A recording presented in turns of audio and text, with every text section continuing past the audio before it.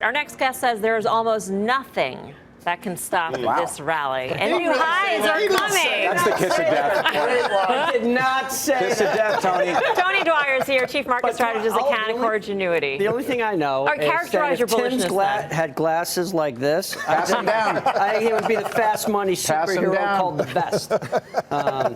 So then characterize your bullishness. If you say that you're I not think that we're in like a 1995 scenario. So if we that's ever had a Goldilocks, time where really. That's growth like the slowed so perfect- dramatically that the Fed went from a tightening bias and within 6 months eased, 1995, the market was up 20% by the time they did that in mid-1995. GDP growth in the U.S. was 0.5% per quarter for the first 2 quarters, annualized growth. So you were almost in a recession.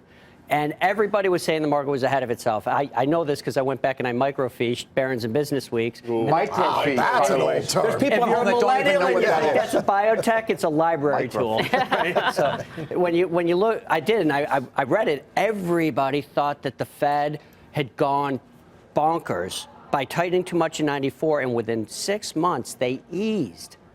The market kept going higher, even with that slow economic growth. And by the way, Clinton was fighting off a presidential special counsel.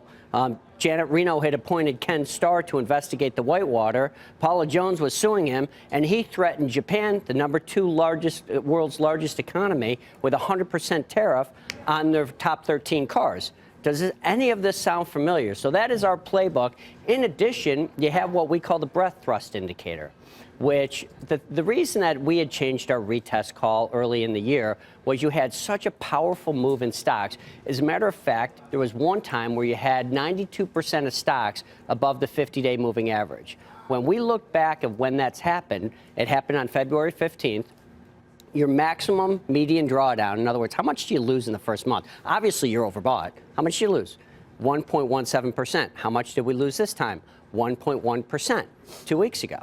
And then your median gains 6 and 12 months later are 9 and 16% respectively. So, Tony, there's a great question in the question and answer today about could this be 1998? You gave out 94, 95, but what if the Fed eased like they did in 98 and we are just blowing a massive bubble here and it's going to end as badly as the internet crash? BK, they eased in 98 when you had almost a failure of long-term capital and you blew up the bond market. Again, it was another situation where the Feds actually were bailing out the banks. They weren't easing because of economic activity. They're bailing out Wall They were Street. easing because of liquidity, and the whole thing was going to zero very quickly because of the leverage in long-term capital. Very different than 1995, where you eased because economic activity was so poor. You actually got, imagine this, in the next 3 months, we get at least one negative payroll number. I'll bet you we get a negative payroll number in the next 3 months. How could you ever buy stocks up 15 or 20% with a negative payroll number, near recession growth, a special counsel on the prosecutor, or prosecutor on the president? Well, that's what was the right thing to do. The Fed is the driver of this game. It is always the driver of the game. And rather than, I don't like to evaluate whether they're good or bad. I'm not a politician. The dudes making the money and gals making the money told you they're going to keep doing it. That's my analysis for the day. I'm not that bright. Right? Nor am I. So you've said you said the stopwatch starts once the yield curve sort of flattens. Correct. And you got about 16 months, give or take.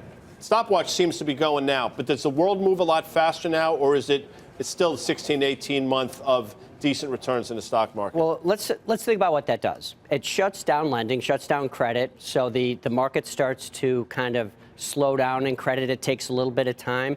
If you no longer have access to the public credit markets, what are you going to do? You're going to draw your bank lines.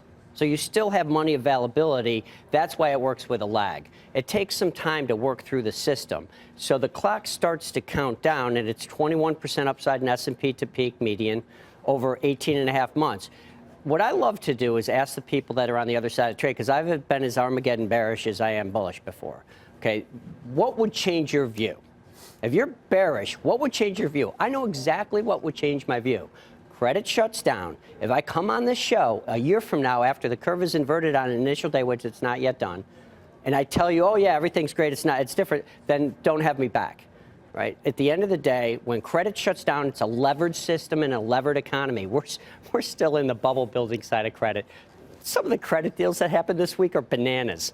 triple C paper so 5 times oversubscribed.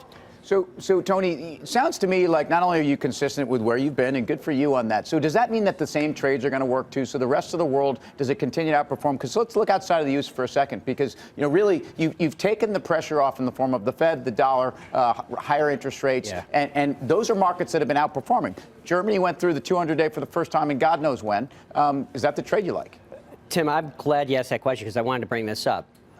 The emerging economies, the commodity plays, the weaker dollar plays.